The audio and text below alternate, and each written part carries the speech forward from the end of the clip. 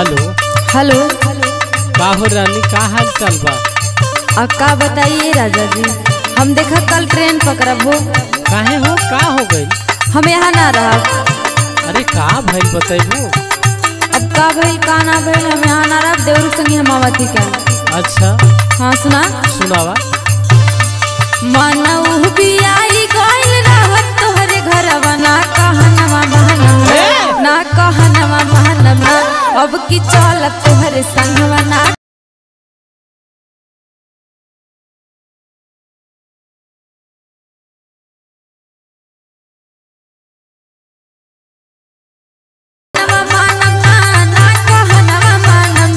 अब की चलत तोहरे संगवा ना कहनवा बहनवा, अब के चालत तोहरे संगवा ना कहनवा मानवा, अब के चालत तोहरे संगवा ना कहनवा मानवा।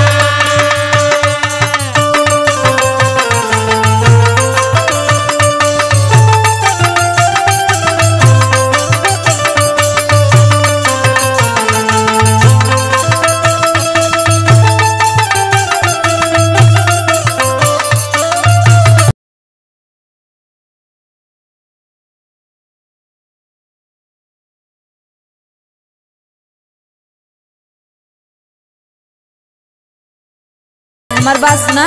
अरे दादा दादा का कहता रू तू? सुना पहले। सुनावा। केतन लियाई बपिया झुमका कंगनवा, झुमका कंगनवा हो, झुमका कंगनवा, झुमका कंगनवा हो, झुमका कंगनवा।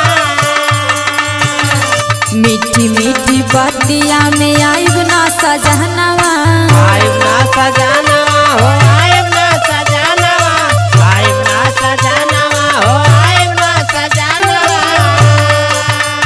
और सुना। सुनावा। नीदियो नया भी नाही तोहरे बिन सजनवा, ना कहनवा महनवा ना कहनवा महनवा, अब की चलत तोहरे संग।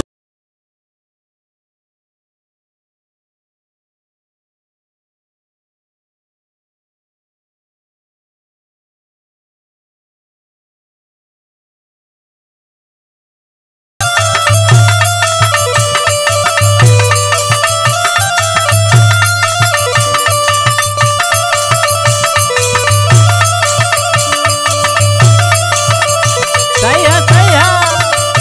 यह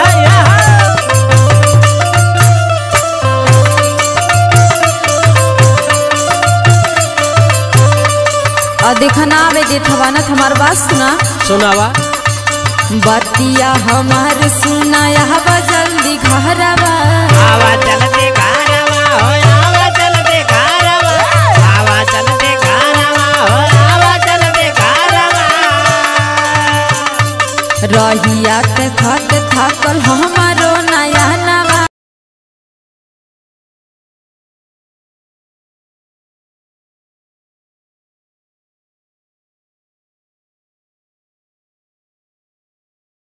खेलिए कहिया गोदिया में हमारे ललनवा, ना कहनवा मनवा ना कहनवा मानवा, अब की चल।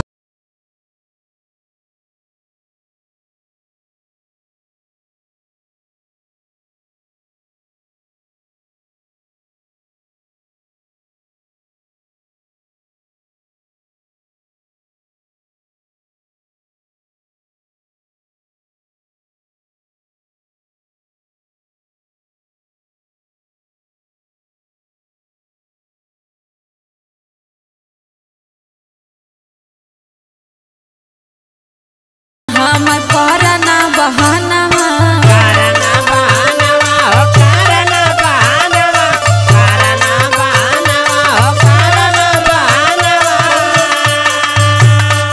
मत छछनावा अपने में हरि के महनवा, मैं हरे के मानवा हो, मैं हरे के मानवा, मैं हरे के मानवा हो, मैं हरे के मानवा। कंचन कहेली रहया के समनवा, ना कहनवा महनवा ना कहनवा महनवा, अब की चलत तोहरे संग।